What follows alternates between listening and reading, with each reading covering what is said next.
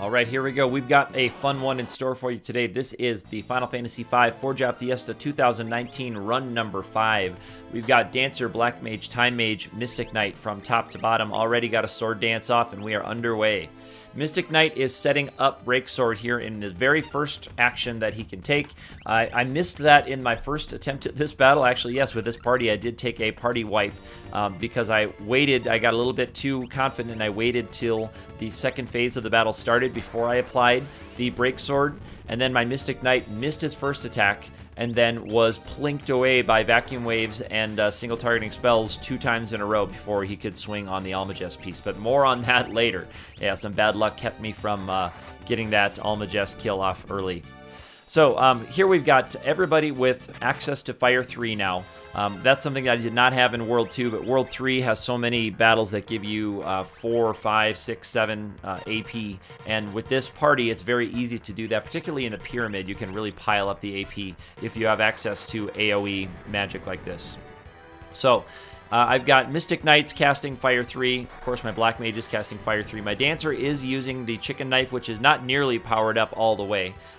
In the later part of this game, I was fighting a few more battles to pick up that AP, so the Chicken Knife is in the 80s in terms of attack. So those sword dances could be doing much more damage, but of course I did not want to take a bunch of time grinding battle escapes just for that purpose.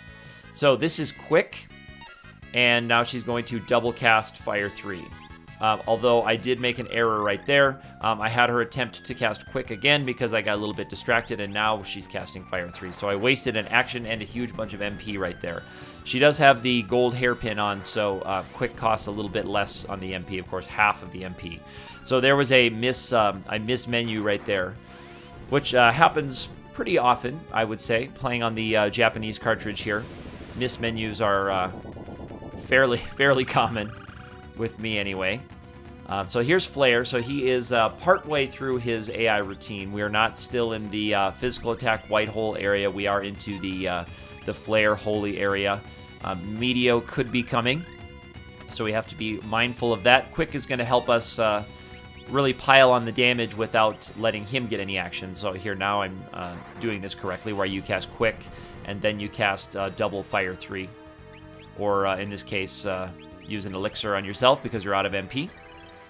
So it's nice that it's not just dual cast, it's dual action. So you can, say, revive 2 dead characters with Phoenix Downs, or, you know, cast once, use an elixir on yourself, or elixir then cast, which is obviously not optimal. You would want one of your weaker characters throwing the elixirs around. So really, the Mystic Knight should be my elixir thrower, because you can see that his fire attacks are not nearly as effective as the fire spells from my mages or the sword dances that are coming out of my Dancer up there, even with a not fully powered Chicken Knife.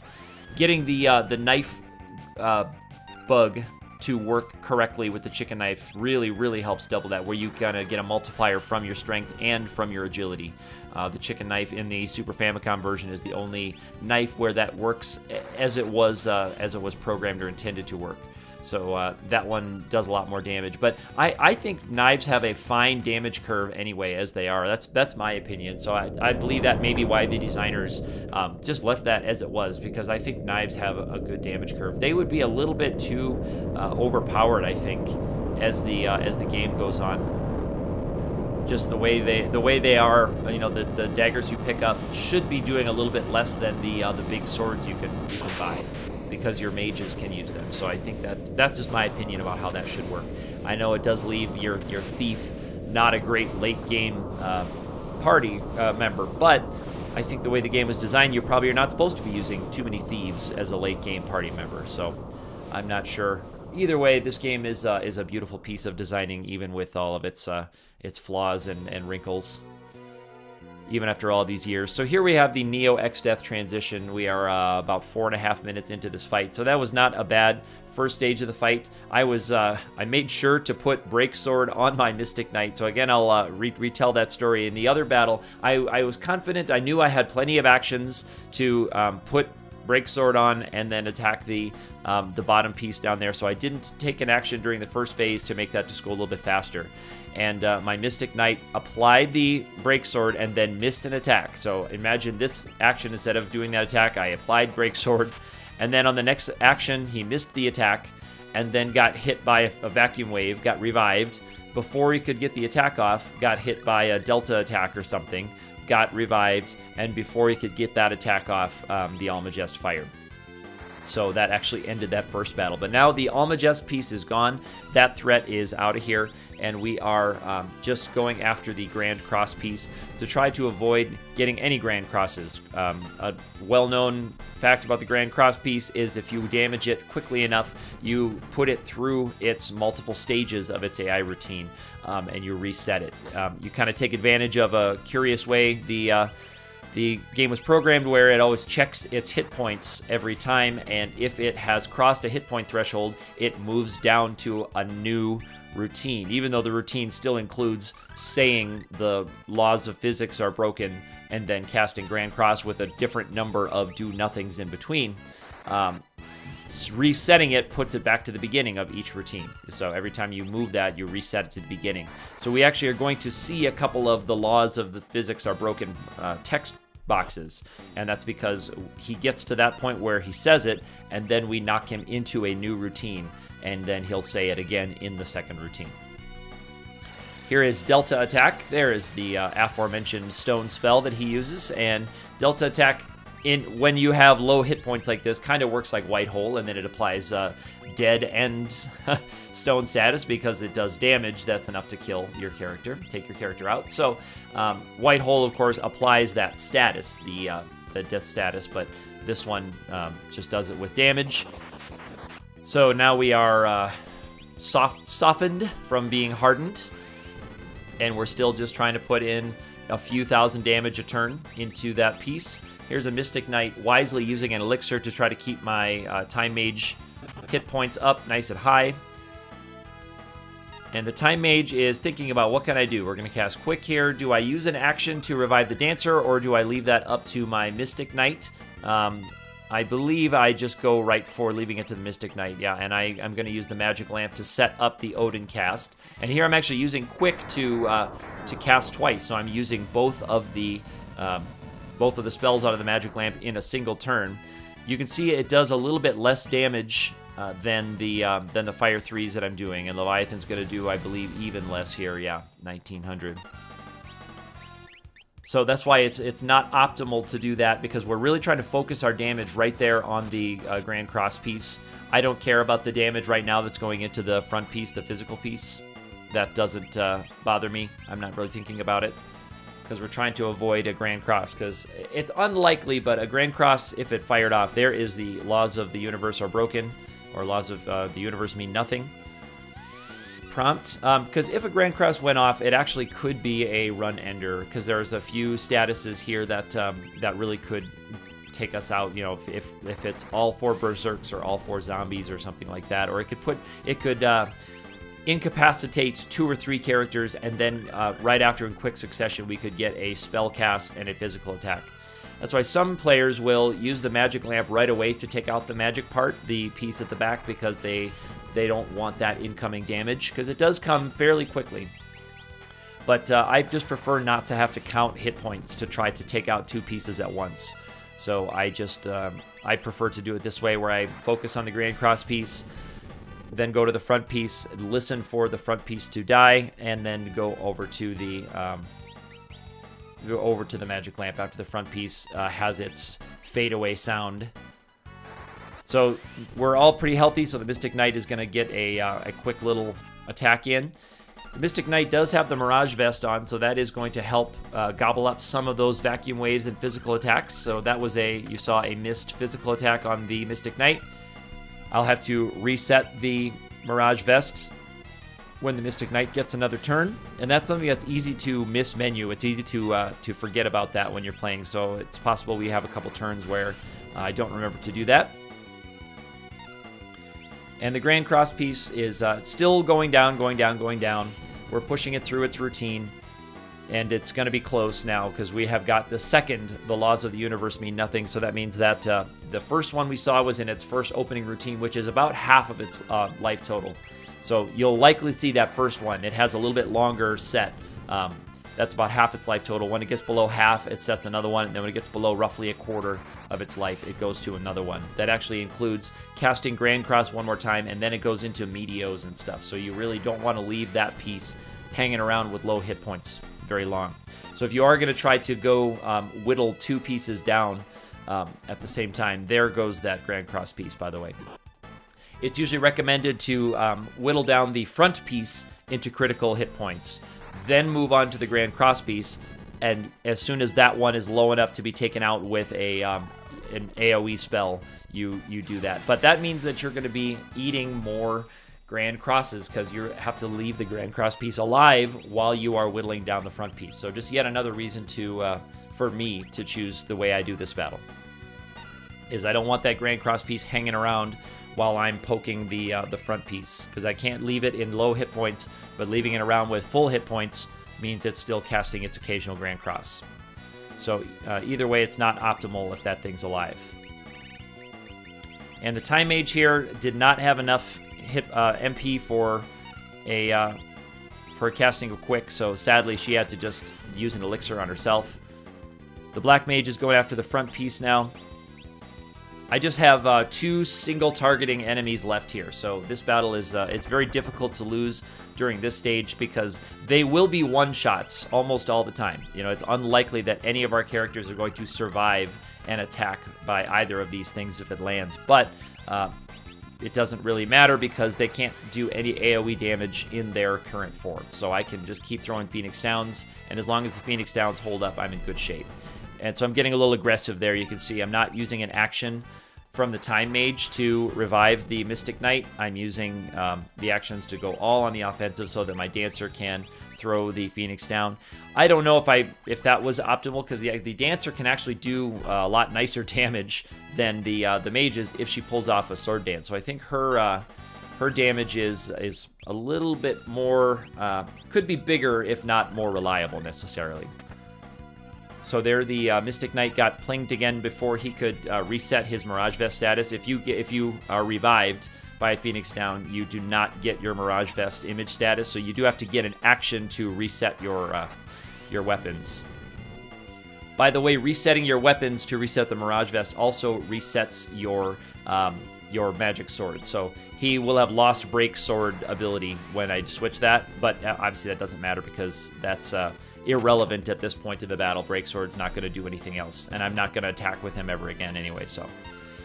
That is a not rare, but a less common physical attack by the back piece. You saw that the 2 physical attacks landed in a row there, both on the Time Mage, of course. There is a chance for that back piece to use physical attacks. So sometimes people will say that is only magic. That's not actually true. Some of its turns have a chance to use a physical attack. So you can indeed get a punch from the back magic piece.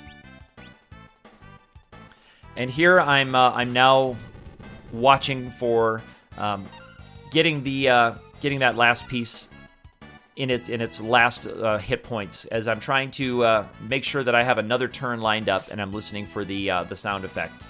So I'm trying to get another turn lined up. So at this point in the battle, where I've been kind of watching the hit points, but not counting them very carefully, because that's a little bit that takes a little bit too long to try to think each one to go up to 55,000. It's fine if you're just trying to count like 4,000 for the Gilgamesh on the bridge battle, or 4,777 for the crystals, but trying to count up to close to 50,000 is a lot of mental energy that I often don't want to spend in this fight.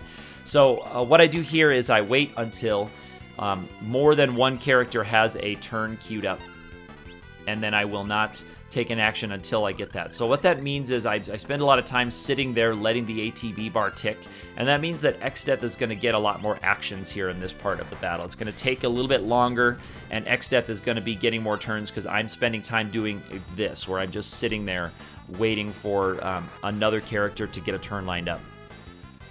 But I actually had a run almost obliterated earlier this year by having someone take out the front piece And before that another character could get a turn, the back piece got an action and cast a Meteo, actually. So thankfully it wasn't Almagest. It was a Meteo it cast, and the Meteo left, I think, one character alive to use the Magic Lamp. So I try not to let that happen because I've already invested a lot of time into this fight, and I would not like to lose it just because I didn't have my turns lined up very well. So after each one of these attacks, I'm listening for that sound effect that we want to hear so much. It probably wasn't going to happen at the Jitterbug Duet. That's okay, though. Here I'm going a little bit risky because the Time Mage is casting Quick. And then casting Fire 3. And then it did not go out on that part. It would have been cool if it went out on that part, then I could use the second action of Quick to take it out. But as it was, it didn't matter. But had the front piece gone out on that second casting, I did not have another character lined up, and your ATB does not move while you're in Quick. Your ATB bar does not move while you're in Quick. So here's Delta attack again, and thankfully it was on my Mystic Knight, who had enough hit points to survive that. So it's only going to take one action to get the Mystic Knight back on his feet, so he can use his attacks again. And more likely just kind of chuck elixirs at the Time Mage who's using quick turns. So here I'm waiting until I do have another character's turn lined up after this Quick. So I'm less risky now because we're even closer to taking that front piece out.